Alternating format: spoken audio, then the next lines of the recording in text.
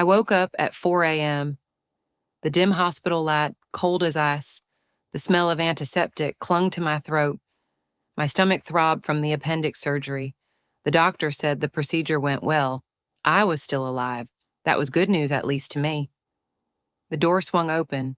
My daughter walked in. No hug, no concern. She simply said, "You'll have to pay your own hospital bills." I nodded. 3 days later, I moved into an upscale senior living facility, one she couldn't afford to even step into. Think I was weak? No. I was stepping back to prepare my counterattack. A few days passed before Pamela returned. She walked in, wearing a long coat hair, pinned up neatly like always.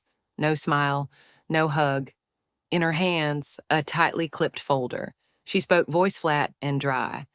Ryan had an accident, a car crash on his way to work. I pushed myself up the room, tilting slightly. Is he okay? Fractured his right leg. Spinal injuries. He'll need surgery. Insurance only covers part of it. Her words came cold like numbers on a spreadsheet. The treatment will take a year or more. She placed the folder on the table. There are 2 options for you. I looked at her. For the first time, I realized my daughter was no longer the little girl who once cried when the neighbor's cat died. She was a grown woman now, and she was delivering an ultimatum to her own mother. Option 1. You move in with us, help take care of Ryan every day, cook, assist with his therapy, manage the house. In return, I'll cover your hospital bills. I stared at the stitches across my abdomen. They hurt. Option 2. You stay here and pay for your own treatment and Ryan's.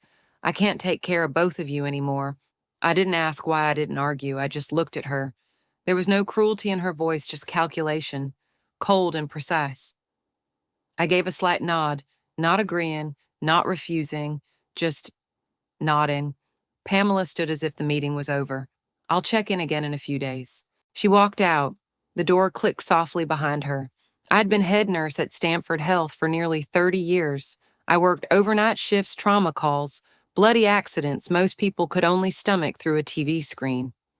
I held the hands of the dying, whispered their final comforts, then went home and scrubbed blood off my hands to cook dinner for my daughter. My husband died when Pamela was 5, a sudden stroke in the middle of the night. With no money for childcare, I swapped shifts, turned down promotions, just to make sure I was always home when Pamela got out of school. I chose to stand behind the scenes. I believed it was right that if she had everything, she'd be happy. She grew up smart, strong-willed, always top of her class. I took her to scholarship exams, waited hours in the hallway with red, sleepless eyes and a bottle of water in hand. I never complained, but there was always a gap. Pamela wasn't like me. She wanted a different life, shinier, cleaner, and most of all, farther from me. A few months ago, I attended her engagement party to Ryan, a handsome estate attorney living in a penthouse in downtown San Francisco. I arrived late. My shift had gone long because of a mass alcohol poisoning at a frat party. I changed quickly, threw on an old beige dress, and rushed to the address Pamela had sent. The banquet hall glowed with warm golden lights, laughter echoing throughout the space. I gave my name to the receptionist at the front. She scanned the guest list, then looked up apologetically. "Sorry, are you with the outside catering team? Staff entrance is in the back." I froze. "I'm the bride's mother." The receptionist fumbled, apologized quickly. I simply nodded. I didn't get angry. I just felt cold. I walked into the hall, and I saw Pamela. She was chatting with friends, holding a glass of wine. She looked at me. She definitely saw me. Then she turned away. No smile, no approach, no apology for the mix-up. I stood there for a moment. Then I got myself a drink, found myself a corner, as if I were an uninvited guest. A few days after the party, I invited Pamela to lunch, a small cafe near the hospital, our usual grilled cheese and tomato soup. I tried to speak plainly. "Do you two need help with a temporary place after the wedding? I still have a few months left on an empty rental." Pamela put down her knife tone, icy. "You don't have to do anything, just stop making people uncomfortable." I swallowed hard. "What do you mean? When you show up, people tense up. Ryan's particular. You ask too many questions. They wonder where I come from." I nodded, feeling something crack quietly inside. There were no words to answer that. Ryan never liked me. At our first meeting, he shook my hand, like I was a temp, asked a few polite questions, then switched topics to early retirement. I knew I didn't belong in their world. Then came the accident. Ryan fractured his leg, damaged his spine. Doctor said recovery would take at least 6 months. I was still in the hospital myself, recovering from appendix surgery stitches, not even out yet. Pamela came not to check on me, but to lay down a folder with two options. One, come home and care for Ryan. Two, pay my own hospital bills because they were no longer able to support me. No one raised their voice, but I could hear it my heart breaking in silence. I didn't argue. I didn't cry. I quietly called the senior living center, packed up my things, and left the rented apartment that same night. No notice, no trace. I wasn't lonely. I was beginning to rediscover myself. And I began to remember every time I'd been pushed aside, every time she turned away, every cold remark from the daughter I once believed I'd given everything to. No, I wasn't weak. I just trusted too much. But this time, I wouldn't let anyone else write my story for me. Oak Ridge Gardens. The place I used to quietly dream about during long night shifts passing the VIP patient suites. Back then, I was just an ER nurse. Now, I was the one signing the admission papers. Every morning, a staff member brings my breakfast to bed and greets me by name, not as Room 212. I didn't come here to live out my final days. I came to begin again. No one knows where I am. I didn't leave Pamela an address. I didn't post on social media. I didn't call. I didn't cut ties. I just stopped answering. Like silence in a phone that never rings. Every day I read books, walk in the garden, drink coffee, and write in my journal. I'm starting to remember who I am, the woman who once managed 3 shifts, fought off ICU malware, and stayed strong when my youngest patient passed away. I was never weak. I just forgot how strong I really was. That night, I couldn't sleep. The overhead light cast a pale gray glow across my face. No tears, no anger, just one question echoing in my mind over and over: why 2:17 a.m.? I reached for my phone, typed in senior care facilities near me, scrolled through a few pages, called a private nursing home on the outskirts of Palo Alto. Good reviews, quiet, private rooms. I spoke to the night shift manager. His voice was gentle, kind. They could accept new residents within 48 hours. I gave my insurance information, requested a transfer of medical records. I didn't wait for Pamela to come back. I didn't need her permission. When I hung up, I sat up slowly. My back ached, but my heart ached more. I never imagined I'd end up spending the rest of my life in a place like that, not because I couldn't afford anything else, but because my daughter had chosen it for me.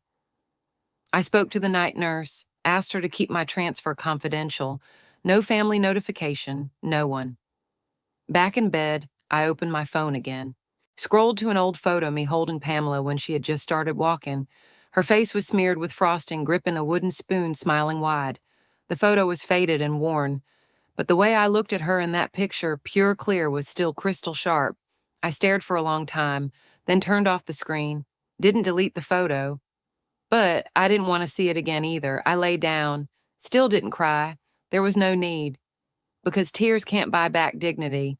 And I knew from that moment on, I would never let anyone else control my life again. On a Monday morning, a receptionist knocked on my door. Mrs. Nicole, you've received a legal package from T and Pierce Law offices in San Francisco.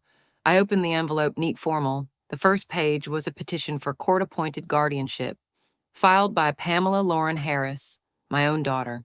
In the paperwork, Pamela claimed I was showing signs of diminished capacity, that I had left my residence without notice, refused medical care, and displayed erratic behavior. The goal: to be granted legal authority over my affairs, to liquidate my old apartment, manage my assets, access my bank accounts. I let out a quiet laugh, short, light. Pamela didn't know 3 months ago I had already transferred ownership of the apartment. The name on the deed, Marcus Haynes. I met Marcus 15 years ago. Back then, he was a nursing intern, slim, dark-skinned, always tired. I once found him asleep late at night in the ER break room, head slumped on the table. Thin coat barely keeping him warm. The next morning I asked, "Where are you staying?" He didn't answer, but I recognized the look in his eyes, the look of someone barely holding it together. Marcus was a nursing student who had just been kicked out of his apartment for not making rent. He worked 2 jobs in turn, during the day kitchen helper at night. I gave him the key to the on-call room and said, "Just don't let management find out. You can sleep here a week, then 2, then a month." I bought him new shoes after I saw the blisters on his feet, left extra food in the fridge each night, never once said the words, "You owe me." 4 years later, Marcus got into law school. 6 years after that, he opened his own practice specializing in elder law and estate protection. We never kept a tally. But when I called him, he only asked one thing: "What do you need me to do?" 1 month ago, I signed the transfer documents, putting the apartment into a private trust under Marcus's name. Everything was legal, fully notarized. I didn't tell anyone, didn't brag. I simply protected myself before someone treated me like a piece of property to be handled. And now Pamela's power move, the guardianship petition, was rendered completely useless. I forwarded the legal documents to Marcus. A week later, he visited me at Oak Ridge. "You still drink your coffee black, no sugar?" Marcus asked, handing me a cup from my favorite place. I nodded. "Still do," and still read the newspaper in print every morning. He smiled. "Good, because we're about to strike back." We gathered everything: hospital records proving I was fully lucid, a statement from the head nurse, evaluations from a psychiatrist, each confirming I was perfectly capable of managing my own life. Marcus drafted the response himself, including documentation of the legal property transfer made before the guardianship request was even filed. Proof that Pamela had no legal access to my assets, and that she was deliberately attempting to manipulate the legal system for personal gain. I wasn't alone anymore, and for the first time in years, I had an ally, not by blood, but more loyal than any family I've ever known. I signed the counter petition in front of a notary at Oak Ridge. Marcus carefully slipped the documents into his leather briefcase. Before he left, he paused. "Do you want to file a countersuit for attempted financial fraud?" I shook my head. "Not yet." Marcus gave me a look. I explained, "Not because I want to forgive her, but because I want her to face the truth, not a verdict. You think Pamela will stop?" I looked out the window. Sunlight stretched across the dry fields in the distance. "No, but next time she'll know. I won't stay silent anymore." I sat in the Oak Ridge meeting room. In front of me, the completed complaint form, my signature steady clear. I wasn't just asking the court to throw out my daughter's guardianship petition. I included a full package of evidence, and at the end, what I had held on to until the very last was a recording. Marcus transferred the audio to a USB and submitted it along with the legal reply. I remembered every word of that recording etched into my spine like cold steel. Ryan's voice smooth and cold as wet stone. "Just keep the old lady at the house for a few months, then toss her out. That apartment's gonna sell for a good price. She's still breathing, but she's basically expired anyway." A janitor at the hospital, an old colleague of mine, had accidentally recorded that call while cleaning nearby. Ryan had been on speakerphone. It was a conversation like a slap to the face of the woman who once cradled that daughter through fevered nights. I didn't cry. I just felt hollow. No more doubt. No more maybe it was a misunderstanding. No more Ryan didn't mean it. I filed for a public hearing. I asked that everyone close to Pamela be required to attend: friends, co-workers, her future in-laws, anyone who had ever heard her describe me as the eccentric old mom. Not for my reputation, but because I refused to be erased from the story of my own life. On the day of the hearing, I wore a white blouse and gray slacks, no makeup. I wanted them to see every wrinkle on my face, not as marks of age, but as proof of a life lived with dignity. The courtroom was small, wooden benches, no press, but full. I spotted Pamela's old college friend from UCLA, her fiance's aunt, a few of my old neighbors. No one smiled as I walked in. Pamela sat beside her attorney, arms wrapped tightly around her briefcase. Her face was cold, as if she were the victim in all this. Ryan wasn't there. Pamela's attorney began in a calm, rehearsed tone. Nicole Harris, age 67, has shown signs of diminished capacity, left her residence without informing anyone, and is currently living in isolation. Her daughter's only concern is ensuring her well-being. I raised my hand. The judge nodded. Mrs. Harris, I stood. I didn't look at my daughter. I looked straight at the judge and at everyone seated behind him. I'm not here to win. I just don't want to be erased from my own story. I paused, then played the USB recording. The room fell silent as Ryan's voice echoed, "Just keep the old lady there for a few months, then kick her out. That apartment will sell for a great price." No one said a word. I looked at Pamela. Her eyes didn't blink. Her hand clutched her bag strap so tightly her knuckles turned white. I'm not losing my mind. I've lost trust. My daughter didn't file this petition out of concern. She did it to take what I've spent my entire life building my home and the last bit of freedom I have left. The judge sighed and glanced down at the paperwork in front of him. Then he brought down the gavel.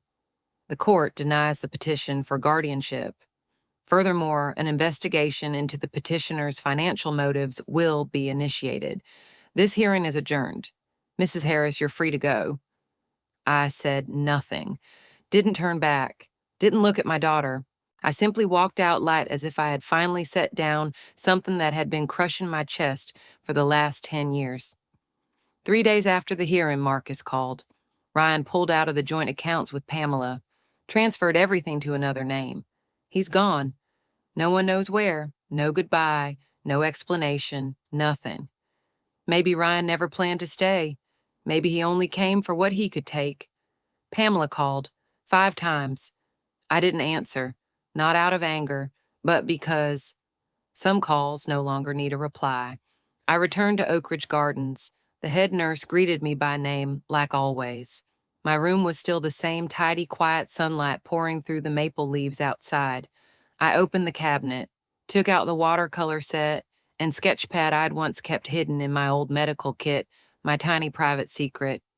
I hadn't painted in 20 years, but that morning I picked up the brush.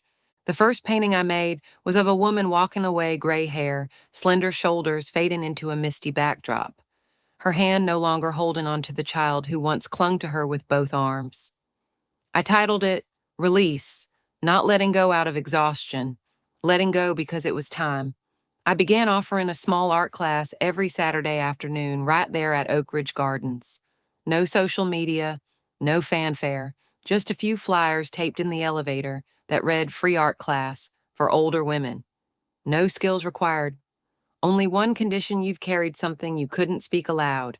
The first week, 3 women came. By the 3rd week, the room was full. We didn't paint masterpieces, but we painted honestly: a mother lost to dementia, a husband buried years ago, a child who no longer calls. No one explained. No one apologized for their emotions. And I thought, maybe what people need most isn't to be loved, but to be seen. A month later, the facility's social worker approached me asking if we'd consider holding a small exhibition of our work. I hesitated. I didn't want a big fuss, didn't need praise, but eventually I agreed on one condition. Each woman could choose whether or not to sign her name beneath her painting. No one would be forced to claim her story in front of others. I chose Release as the centerpiece, then added 2 more. One was a mother and child standing at opposite ends of a bridge, neither one moving forward. The other, an empty kitchen, but the mother's chair had already been pulled out. The staff member sent invitations to residents' families. I didn't ask who was on the list. 3 days before the exhibit, Marcus, my former student, now a well-known attorney, walked into my room holding a folder. I'm launching a legal center for the elderly, he said. Free support for estate disputes, guardianship issues, financial protection. And I want you as an honorary advisor. I looked up. You sure I'm not exactly in the phase of life where I can run around anymore? Marcus smiled. You don't have to run. You just need to be there so others know they have a voice too. I nodded, and for the first time in years, I felt useful without having to prove anything to anyone. The exhibition took place on a quiet Saturday afternoon. The community room was cleared out, strung with fairy lights, and decorated with a few pots of paper flowers. Old friends came, nurses I'd once worked night shifts with in the ICU, former coworkers, a neighbor who once asked me to babysit when she got stuck at work. They came, they looked, they said things like, "I had no idea." And then Pamela walked in, hair tied back, cream trench coat, no phone in her hand. She came alone, no introduction, no pointing. But when she stood in front of the second painting, the one with the mother and child on either side of the bridge, I saw her shoulders drop ever so slightly. No skin tone, no names, no faces. But it was unmistakable. She stood there for a while, no yelling, no crying, no conversation. And I didn't approach her. I simply sat in the corner pouring tea for an elderly woman who was asking me where to buy the watercolors I used. A week later, I received a bouquet at Oak Ridge. No card, no name, no note, just white lilies and dried lavender, the kind Pamela used to love back in high school. I didn't reply. Instead, I opened an old drawer and took out something I'd kept for decades, a letter Pamela wrote when she was 17 after she failed to win her first scholarship. In it, she wrote, "I'm sorry I yelled yesterday. I know you tried. I know I'm not easy. But I still want you to hold me, even if I don't say it out loud." I wrapped the letter up.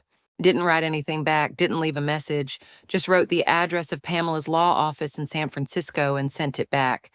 I didn't need an apology because I had chosen a life where I no longer needed anyone's permission to hold my own dignity. I didn't want to be forgiven. I wanted to be seen, not because I was her mother, but because I was me. Because at some point, what people need most isn't love, but to be treated right.